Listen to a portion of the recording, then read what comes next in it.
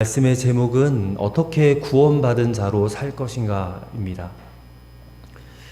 자, 지난주 이 레위기 23장 말씀 우리가 함께 읽으면서 이스라엘의 3대 절기를 우리가 함께 나누었습니다.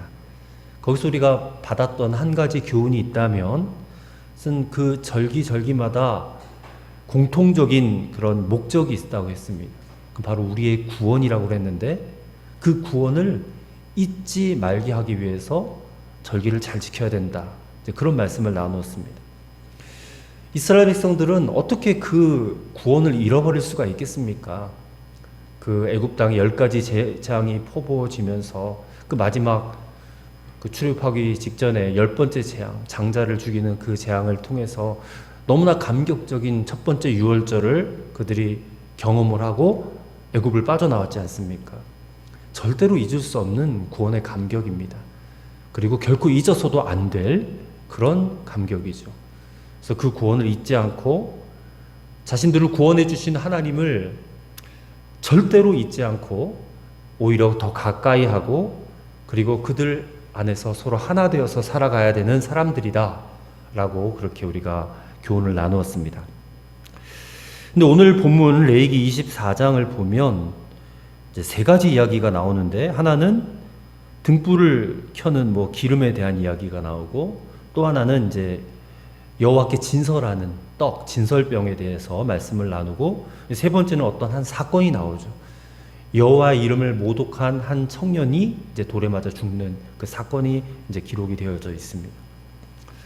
자, 이렇게 우리가 오늘 본문을 볼 때에 지난주 읽었던 그 절기에 대한 말씀, 그리고 다음 주에 보실 레위기 25장에 안식년과 희년에 대한 이야기가 이렇게 나오는데 이게 서로 연관이 안 되는 것, 이어지지가 않는 이야기 같은 거예요. 근데 성경은 23장과 25장 사이에 이 24장 말씀을 집어넣어 놨다는 것입니다. 그게 무슨 의미를 가지고 있는가? 이게 앞뒤, 그러니까 23장과 25장 앞뒤의 이야기가 무슨 연관이 있기 때문에 24장을 여기다 집어넣은 것이 아니겠는가, 그런 생각을 해볼 수가 있습니다. 이것을 생각해 보기 위해서 다시 앞에 23장 이야기를 여러분 기억해 보시기 바랍니다. 받은 구원을 잊지 말자. 받은 구원을 잊지 말자. 이게 이제 바꾸고 말하면 이제 너희들은 하나님의 능력으로, 은혜로 구원받은 백성이 되었기 때문에 이제부터는 하나님과 함께 살아가는 사람들이 되었다라는 뜻이거든요.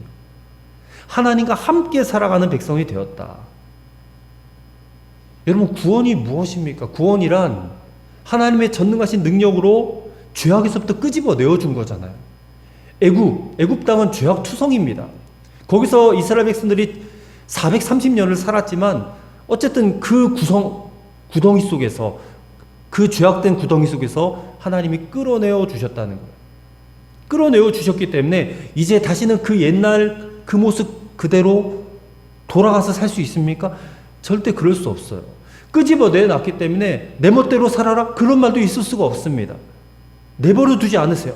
구원이라는 것은 하나님이 건져낸 후에 그 하나님과 함께 살아가는 것이기 때문에 그 애굽에서 살았던 애굽의 방식, 사고 습관, 또 모습, 그들이 좋아하고 싫어하는 모든 면에 걸쳐서 이 모든 것들을 다 버려야 된다는 거예요. 거기에 대해서 죽었다고 고백하고 이제부터는 새로운 삶을 살아가도록 만드는 그 작업을 하는 것이 바로 이 구원의 과정에 포함되는 것이다라는 겁니다. 그래서 23장에서 받은 구원을 잊지 말아라, 구원받은 자인 것을 잊지 말아라 라고 말한 것이 23장의 메시지였다면 오늘 24장의 이 이야기들이 오늘 우리가 어떻게 구원받은 자로 살 것인가에 대한 그런 교훈을 주는 말씀이다라는 것입니다. 그래서 이어지는 거예요. 그렇게 연결시켜질 수 있다는 것입니다. 하나님의 놀라운 능력으로 구원받은 우리가 그 구원하심을 잊지 않고 이제 구원받은 자로 어떻게 살 것인가에 대한 말씀을 오늘 함께 나눠보도록 하겠습니다. 자, 첫째로는 우리 인생의 등잔불 되시는 성령님, 그 성령님을 소멸하지 않도록 해야 된다라는 것입니다. 자, 오늘 본문 2절, 3절 말씀을 보십시오.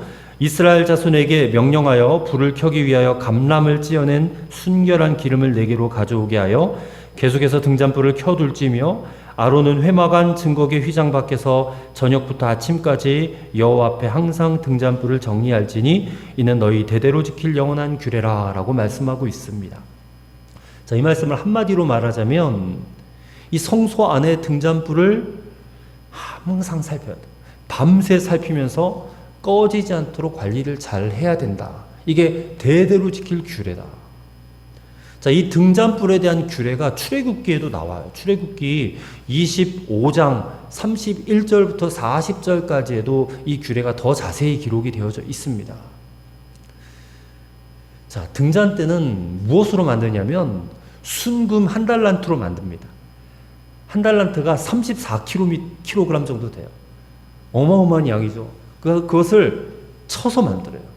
그 대장장이들이 그 쇠 막 이렇게 불에 달고 가지고 막 때리고 막 그러잖아요. 그 연금술이라고 하는 건데, 그렇게 해서 순금 한 달란트를 막 쳐가지고 두들겨 가지고 만들어요. 밑받침에 7줄기 가닥이 나오고 그 위에다가 등잔대 7을 만드는 것입니다.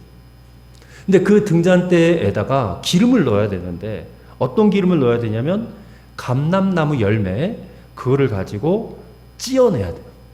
빠야 되고 찧어야 되는데 거기서 뽑아낸 순결한 기름을 거기다 넣는다는 것입니다. 자, 일상생활에서 불을 켤 때는 열매하고 잎하고 가지 등을 함께 넣어서 찧어서 사용을 하지만 이 성소 안에 있는 등잔대에 사용되어질 기름은 오직 열매에서만 추출해서 기름을 뽑아낸다는 것입니다. 거기에 불순물이 전혀 들어가지 않는 순수한 기름을 사용해야 된다는 것입니다. 그리고 저녁부터 해서 아침까지 항상 등잔불을 관리를 잘해야 돼요. 꺼트리지 않아야 된다 그 말입니다. 왜 이 불을 꺼트리지 말아야 될까? 하나님이 어두우면 보지 못하시니까 등잔불을 켜둬야 될까요? 아니면 혹은 어두움을 좋아하지 않기 때문에 불을 켜두라는 것일까? 그런 건 아닙니다. 이것은 성소를 섬기는 제사장을 위해서, 그리고 이스라엘 백성들을 위한 그런 조처예요. 즉 하나님께서 불같은 밝은 눈으로 제사장들과 이스라엘 백성들을 비추시고 지키시며 인도하고 계시다는 것을 보여주는 상징적인 의미를 가져요. 자, 이것을 오늘날 우리의 신앙생활에 대입을 해보면 오늘 우리를 인도하시고 밝히시고 그리고 지켜주신다라는 그 하나님 바로 성령님이시거든요. 보혜사 성령님이시거든요. 그 성령님이 우리와 늘 항상 함께 하시기 위해서 우리 안에 들어오셨다라고 그랬어요. 우리 안에 오셔서 이 어두운 세상을 밝히시고 죄악된 길로 빠져들어가지 않도록 보호하시고 인도하신다는 것을 우리에게 말씀해 주는 그런 대목이다라는 것입니다. 그래서 이 등잔대에 있는 등불은 성령의 사역을 상징합니다. 성령의 사역에는 크게 세 가지가 있는데 첫 번째는 등대를 알게 해줘요. 아시다시피 등잔대는 예수 그리스도를 상징한다고 그랬어요. 자, 영어 성경 보니까 등잔대에 대해서 그 대명사를 물질 대명사 it로 사용하지 않았고 인칭 대명사를 사용했어요. his를 사용했습니다. 그러니까 등잔대를 인격화한 거예요. 인격화. 그 신약 성경의 사도 요한은 요한복음 1장에 보니까 예수님에 대해서 뭐라고 표현을 했냐면 그 안에 생명이 있었으니 이 생명은 사람들의 빛이라 그랬습니다. 예수님은 생명인데 그 생명 대신 예수님은 사람들에게 비치는 빛이시다라는 거예요. 그 예수님은 자기를 스스로 나타내기를 요한복음 12장의 46절에 보니까 나는 빛으로 세상에 왔다 이런 말씀을 하셨어요. 요한계시록 3장 1절에는 예수님께서 7 영을 붙들고 계시다라고 말씀하고 있습니다. 자, 보혜사 성령님은 그 명칭대로 파라클레토스라고 하거든요. 헬라어로 파라클레토스. 그 명칭대로 예수 그리스도가 누구신지를 알려줘요. 예수 그리스도가 왜 이 땅에 오셨는지를 증거해 주세요. 예수 그리스도에 대해서 깨우침을 주시는 영이 성령님이세요. 그러니까 우리가 지금 예수님을 깨닫고 예수님을 보고 예수님을 믿게 되는 것도 다 성령님이 하시는 일이에요. 여러분의 의지가 아닙니다. 성령님의 의지입니다. 그것을 믿으시길 바랍니다. 그다음에 두 번째 성령의 사역은 제사장의 봉사 사역을 도와요. 제사장의 봉사 사역. 이 제사장은 오늘 우리 신약 시대를 살아가는 성도들을 뜻한다고 그랬습니다. 성도들이. 그러니까 성령님은 우리 성도들이 드리는 예배, 또 교회 안에 여러 가지 헌신과 봉사, 또 전도 사역을 할 수 있도록 도와요. 여러분, 등잔대 위에 이 불빛이 없으면 어두컴컴한 성막 안에서 제사장이 사역을 감당할 수가 없어요. 그 안에서 여러 가지 사역을 해야 되는데, 마찬가지로 오늘 우리에게 성령님이 오지 아니하시면 성도들은 아무것도 할 수 없어요.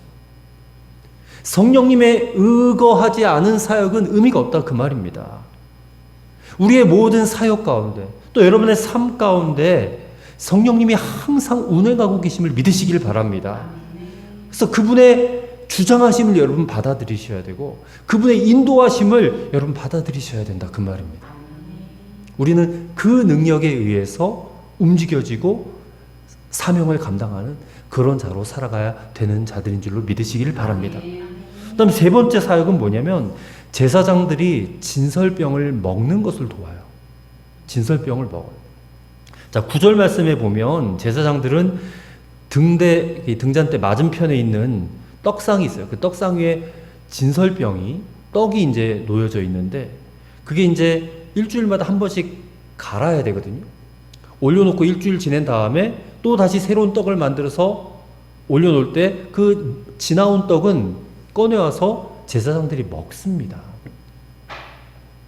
마찬가지로 성령은 오늘 제사장 된 저와 여러분 성도들이 이 진설병으로 상징되어진 하나님의 말씀을 먹도록 하신다는 겁니다. 우리 하나님의 말씀을 먹어야 살거든요. 하나님의 말씀을 우리 인생 가운데 기록해야 되고, 이해해야 되고, 적용할 수 있도록 누가 도와요? 성령님이 도와요. 내가 성경 말씀을 읽고 내가 성경 말씀을 듣는 것 같지만 아닙니다. 성령께서 여러분이 읽게 하고 듣게 하시는 거예요. 그 말씀을 적용하고 실천하게 만든다, 그 말입니다. 그렇기 때문에 종합해서 보면 우리 인생의 이 등잔불 되시는 성령을 여러분 소멸하게 하지 말아야 돼요. 이 소멸한단 말을 지난주에 잠깐 언급을 했어요. 데살로니가전서 5장 19절의 말씀이 있다고 그랬죠? 성령을 소멸하지 말며 라고 했어요. 그 말씀이 어떤 성령이 우리에게 강력한 힘이 되고 능력이 되기 때문에 그 힘과 능력을 소멸하지 않게 잘 관리하라, 이런 뜻이 아닙니다. 성령님은 절대 소멸될 수 없는 분이에요. 근데 왜 성령을 소멸하지 말라라고 말을 했느냐? 그 의미를 여러분 생각하셔야 됩니다. 다른 번역 성경을 보니까 성령을 소멸하지 말며라는 이 구절을 성령의 활동하심을 제한하지 말라, 이렇게 되어 있습니다. 그러니까 성령님은 절대 소멸되신 분도 아니고 그 능력이 없어지는 분이 아니세요. 근데 그 성령을 모신 우리가, 그러니까 우리에게 문제가 있다는 거거든요. 우리가 인위적으로 성령님의 활동하심, 일하시는 것을 막아버리고 제한할 수 있다는 것을 의미해요. 예를 들어볼까요? 그러니까 집안에 전기가 들어와요. 나라에서 전기를 다 선을 통해서 연결해 놨는데 우리가 스위치를 올려야지만 그 전기를 쓸 수가 있잖아요. 스위치를 꺼버리고 꺼놓으면 아무리 나라에서 전기를 공급해 줘도 우리는 전기를 활용할 수가 없는 거예요. 전기의 그 어떤 영향력도 우리는 받을 수가 없는 거예요. 우리가 스위치를 올릴 때만이 그 전기로부터 여러 가지 우리가 도움을 받을 수가 있는 것처럼 성령님도 마찬가지다. 그러니까 여러분 안에 성령의 스위치를 항상 온 해놔야 돼요.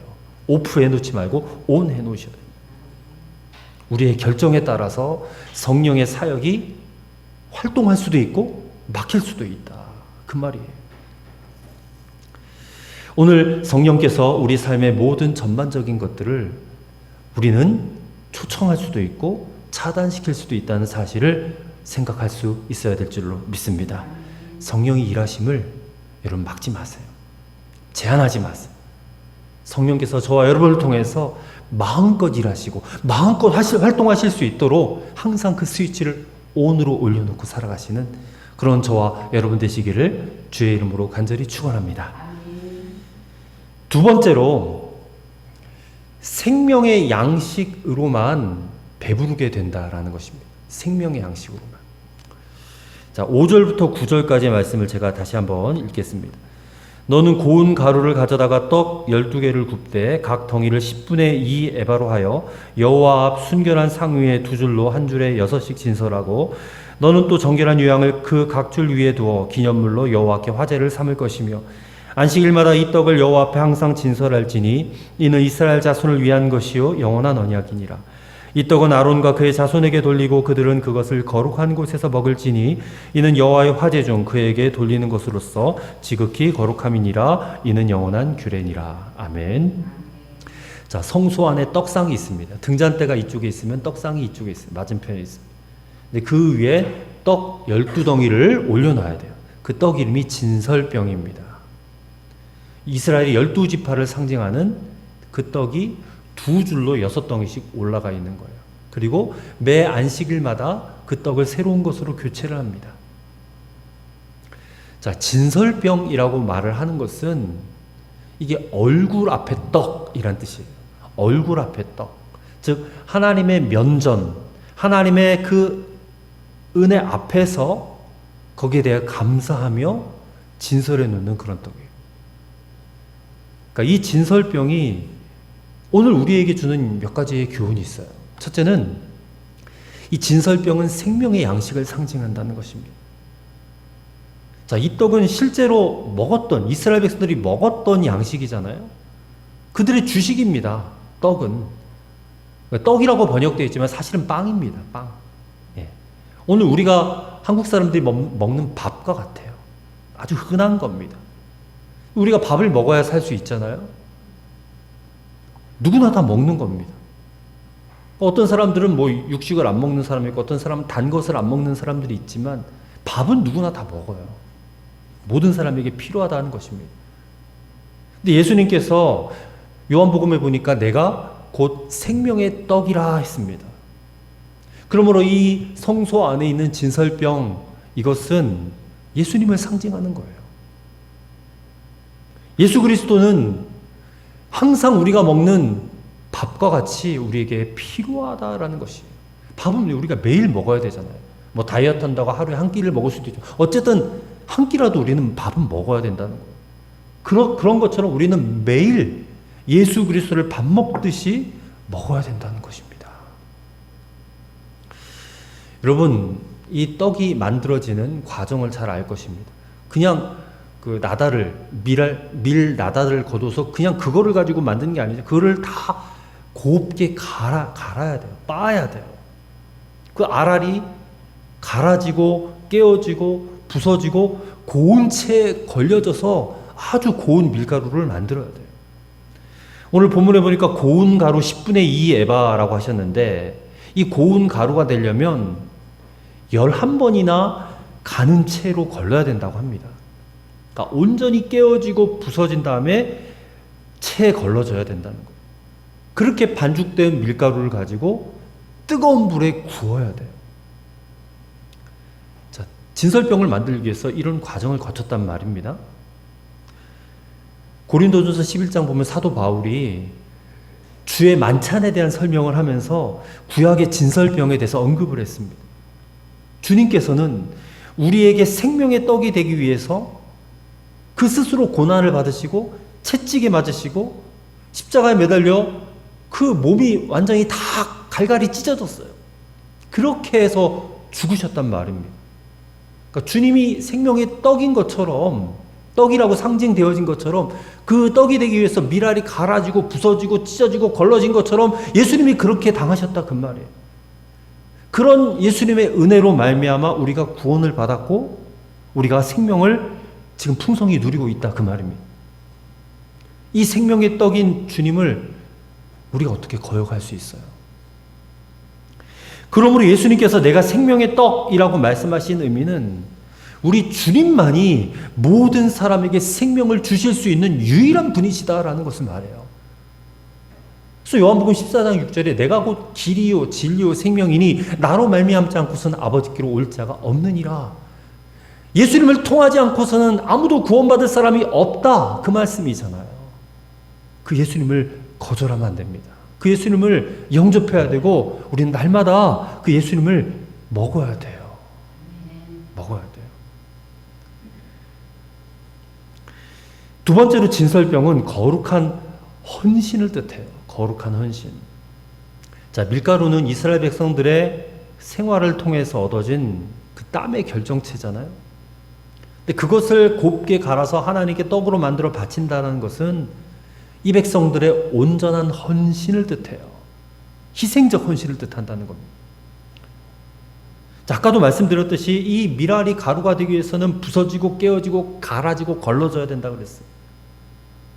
마찬가지로 온전한 헌신도, 거룩한 헌신도 우리 자신이 부서지고 깨어지고 갈아지고 걸러져야 돼. 그 말은 우리 자아가, 우리 육체를 가진, 우리 육적인 자아가 죽어져야 된다 그 말입니다. 이게 우리가 몸을 갖고 있지만 그냥 내 몸을 그냥 받으세요 이렇게 아무렇게나 드려지는 것이 아닙니다. 우리가 철저히 깨어지고 부서져야 돼요. 갈아지고 걸러져야 돼요. 밀알 그 모습 그대로는 간데 없어져야 되고 고운 밀가루만 남아있어야 된다는 것입니다. 그리고 우리가 소재에 대해서 레위기 2장 말씀을 나눌 때 우리가 나눴지만 이 진설병에 넣어야 될 게 두 가지가 있고 넣지 말아야 될 게 두 가지가 있다라고 이미 말씀을 드렸어요. 자, 넣지 말아야 될 것 두 가지가 뭐냐면 첫 번째는 누룩입니다. 누룩.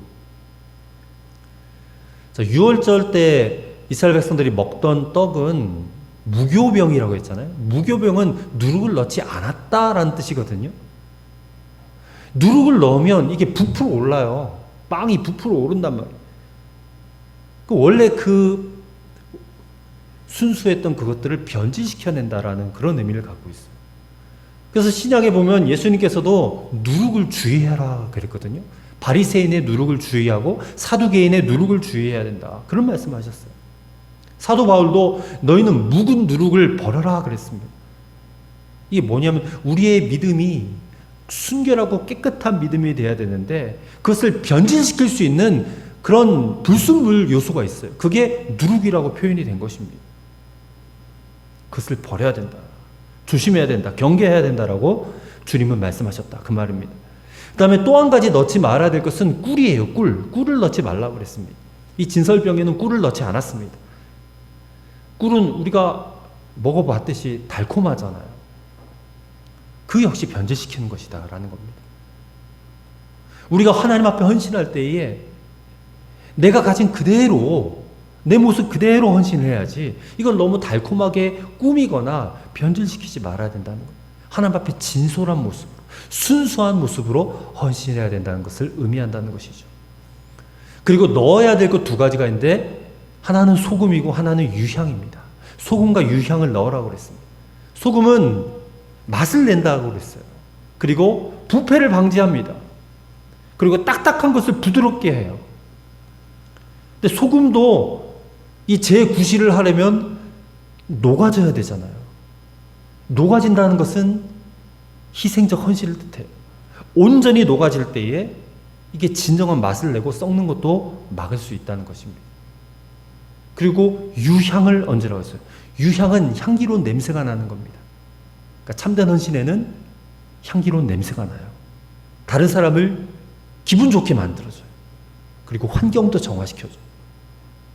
그래서 사도 바울은 고린도후서 2장 14절에 이렇게 말했습니다. 항상 우리를 그리스도 안에서 이기게 하시고 우리로 말미암아 각 처에서 그리스도를 아는 냄새를 나타내시는 하나님께 감사하노라.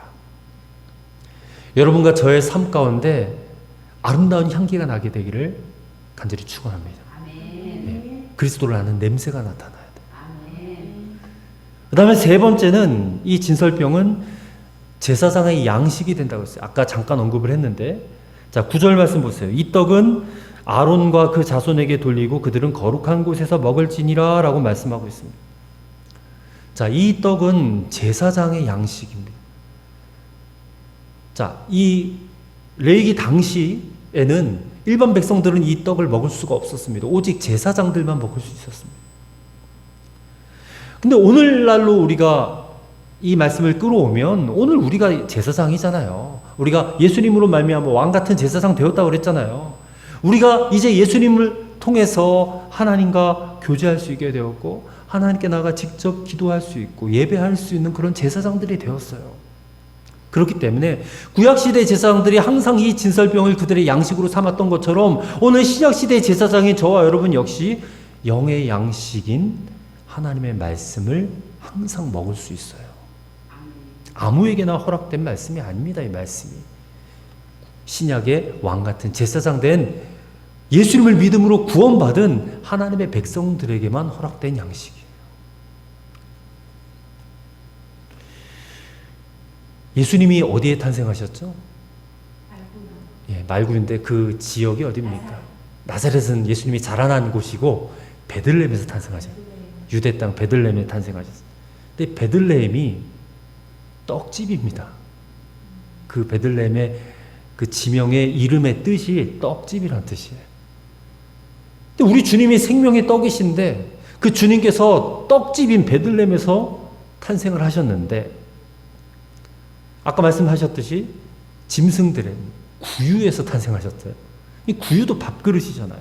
다 연관이 되어 있어요. 다 연관이 되어 있어요. 떡집에서 탄생하셨고 말구유, 먹이통이잖아요.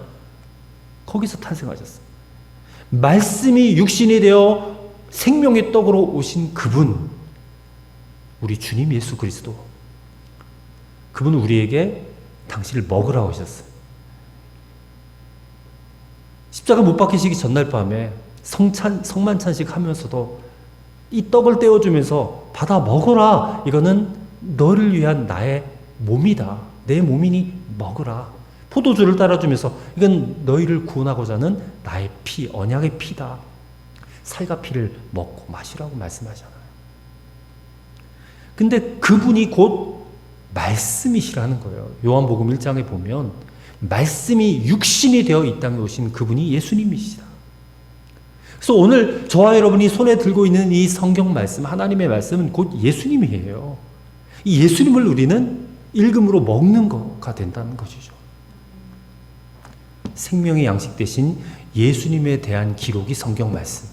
구약은 오실 예수에 대한 기록이고 신약은 오신 예수에 대한 기록이에요. 오실 예수와 오신 예수에 대한 기록, 이 구약과 신약을 우리는 다 받아 먹어야 된다는 것입니다. 생명의 양식으로 삼고 하나님 말씀을 귀중히 여기시기는 여러분과 저가 되기를 바랍니다. 부지런히 읽고 묵상하고 그 가운데 기록한 것을 지키며 살아가는 그런 저와 여러분이 되는 것이 바로 말씀을 먹는 것입니다. 이렇게 진설병이 주는 교훈으로 생명의 양식으로 배불리 먹는 성도들이 되시기를 주의 이름으로 축원합니다. 끝으로 내 감정과 욕심을 십자가에 못 박아버리고 예수 그리스도의 성품으로 살아가야 된다라는 교훈을 줍니다.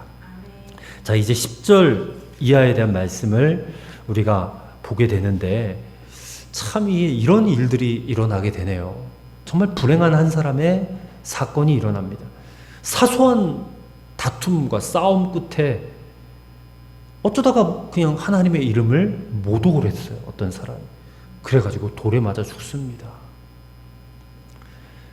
11절에 의하면 그 사람의 어머니를 소개를 하고 있어요. 단지파 사람 슬로밋이라고 그랬어요. 슬로밋.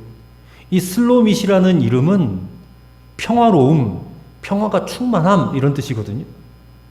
근데 이 슬로밋 여인이 누구랑 결혼했느냐면 애굽 사람과 결혼했어요. 이방인과 결혼했어요. 그게 문제였다는 것입니다. 그게 문제였어요. 자, 10절에 보면 맞아 죽은 사람은 이스라엘 자손 중에 그의 어머니가 이스라엘 여인이요 그의 아버지는 애굽 사람인 어떤 사람이라고 말씀을 하고 있습니다. 이스라엘 백성들이 애굽에서 430년을 살았는데 그 가운데 애굽 사람들과 결혼한 경우가 있었겠지요. 근데 이 여인이 바로 그 사람들 중에 한 사람입니다. 그래서 이 여인이 이방인과 결혼한 것이 이 청년을 죽게 만든 가장 큰 원인이 아니겠는가 그런 생각을 할 수 있게 돼요. 왜 그렇겠습니까? 아버지가 이방인인데 이 청년이 그 가정에서 바른 신앙교육을 받았겠는가? 받지 못했을 거예요. 만약에 가정에서 여호와 신앙으로, 여호와 하나님 신앙으로 잘 성장되었다면 어떻게 그 급박한 상황에서 감히 하나님의 이름을 모독하겠어요? 그렇게 하지 못할 것입니다. 여러분, 부부가 한 몸이 되라라고 하시는 말씀은 한 영혼이 되라는 그런 의미도 있거든요.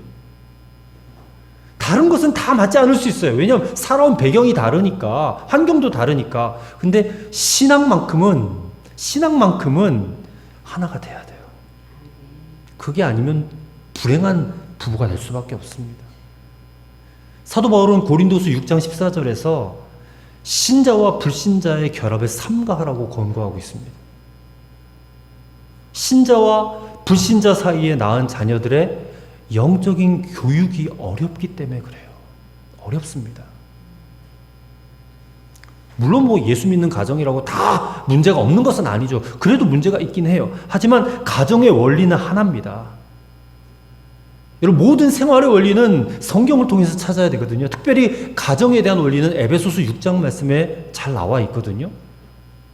에베소서 6장에 보면 부부 간의 관계 원리가 나오고 부모와 자식 간의 관계 원리가 나옵니다.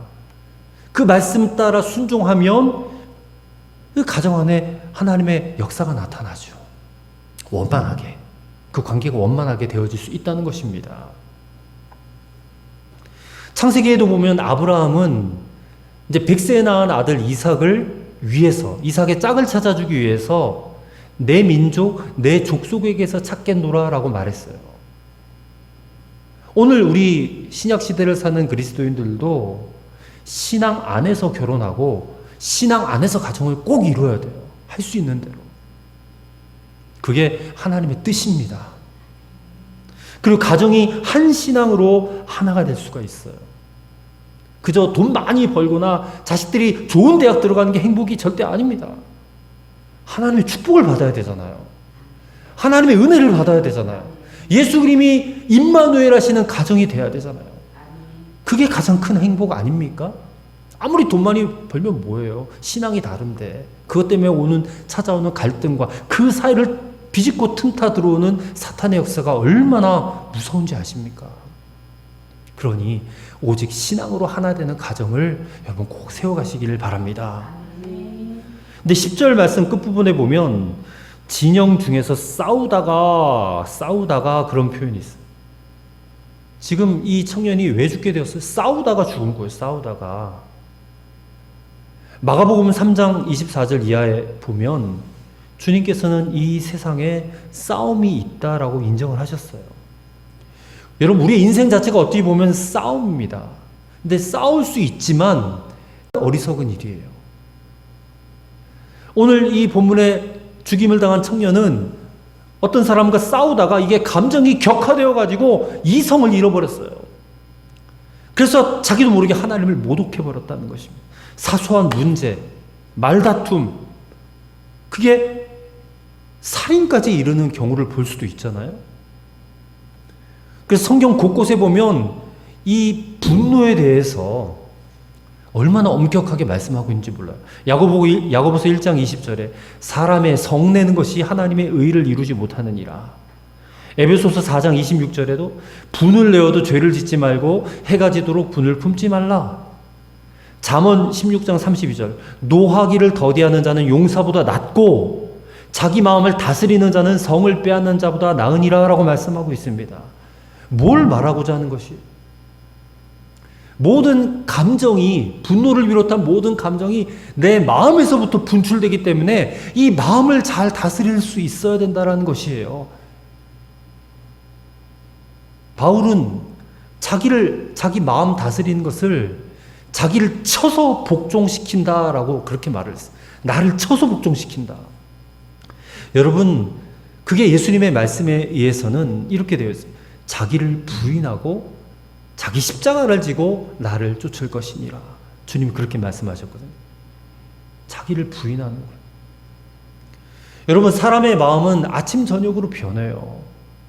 그다음에 여러분의 감정을 절대 믿으시면 안 됩니다. 여러분의 판단과 여러분의 감정과 여러분의 마음은 오직 하나님의 말씀 앞에 복종시켜야 돼요. 그래서 하나님이 다스리실 수 있게 하셔야 된다 그 말입니다. 그렇기 때문에 여러분 자신을 쳐야 돼요. 하나님 말씀 앞에 복종하셔야 돼요. 그러면 그만큼 우리의 삶은 편안해지는 거예요. 말씀에 복종할 때 편안해지는 거예요.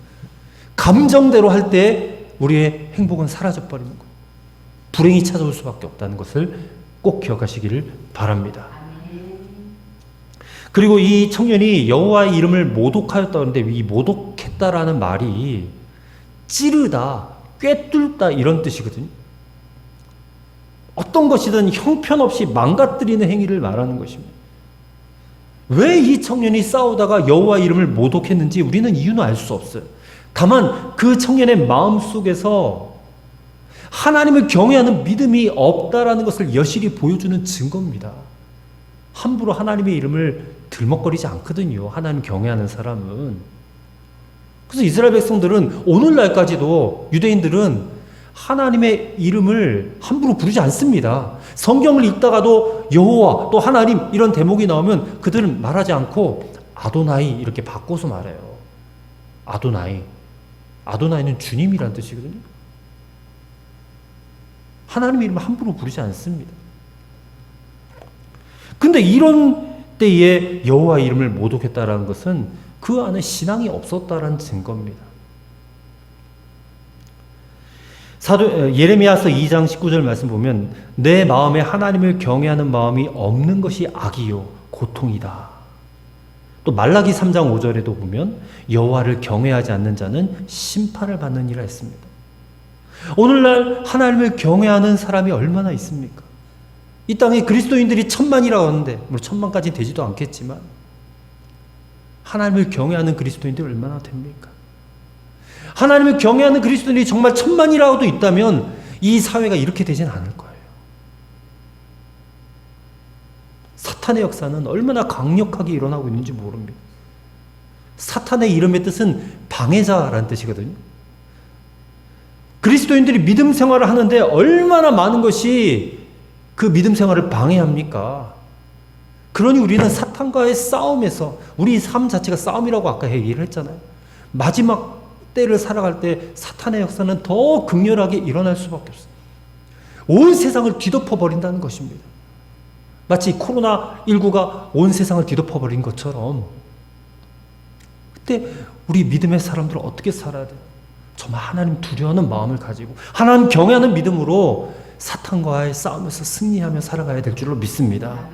그러기 위해서는 여러분의 감정과 여러분의 욕심 그게 없어지진 않아요. 계속해서 올라오지만 그럴 때마다 예수님의 십자가를 생각하세요.